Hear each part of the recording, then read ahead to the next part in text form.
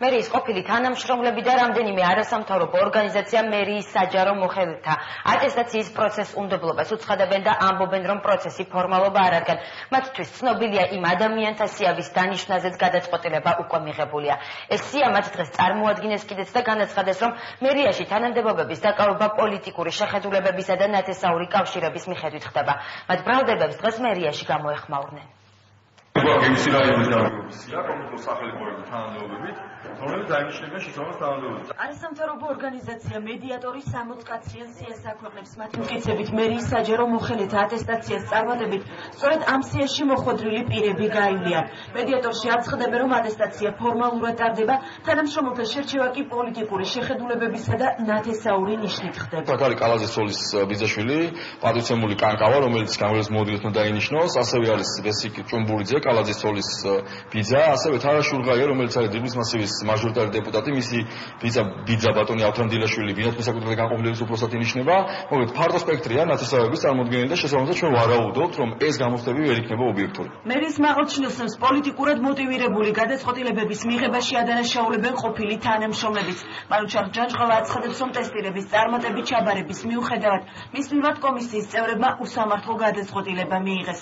მერიის ყოფილი თანამშრომლები თბილისის საქალაქო სასამართლოში სარჩელის შეტანას გეგმავენ. თითქოს მე ვთქვი ესეთი რაღაც, რომ მე კომისიაზე, საატესტაციო კომისიაზე ვერ გავეცი კითხვის პასუხი, იმის გამო, რომ ეს არ იყო ჩემი კომპეტენციის სფეროდან.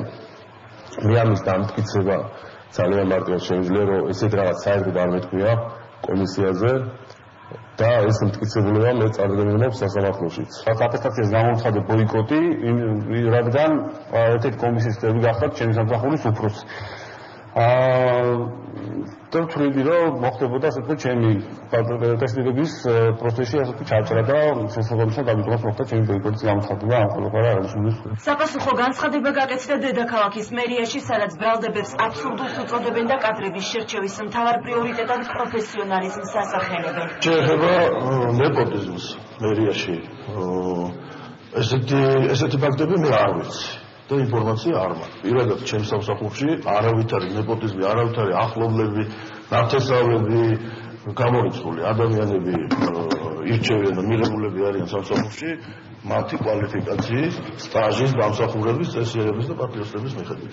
მერიის საჯარო მოხელეთა ატესტაციის პროცესი დღეს არასამთავრობო ორგანიზაციების ნაწილმა გააპროტესტა.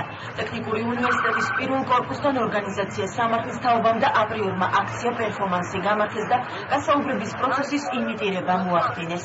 ბატონი მარგიშვილი მხოლოდ ნეპოტიზმის და პარტიული ნიშნით ნიშნავს ხალხს ქალაქ თბილისის მერიაში და ქალაქ თბილისის მერია დაკომპლექტებული იქნება ქართული ოცნების წევრების ნათესავების და აქტივისტების მიმართ და ეს ყველაფერი უნდა დაგმოს ქართულმა საზოგადოებამ და მოუწოდებთ მერს ნარმანიას, რომ მან მიიღოს მხოლოდ პროფესიონალები მერიაში და არა პარტიის წევრები და მათი ნათესავები. პროტესტს უცხადებთ ამ ატესტაციებს, ამ კონკურსებს, იმიტომ რომ სამწუხაროდ მერია ნარმანიას უწყება აგრძელებს ნათესაური კლანით, ნეპოტიზმით და ასევე ქართული ოცნების წევრების დასაქმებას.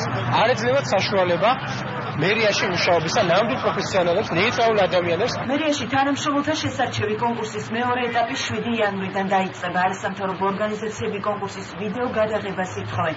წინააღმდეგ შემთხვევაში აცხადებენ, რომ ატესტაციის შედეგები კითხვის ნიშნის ქვეშ დადგება.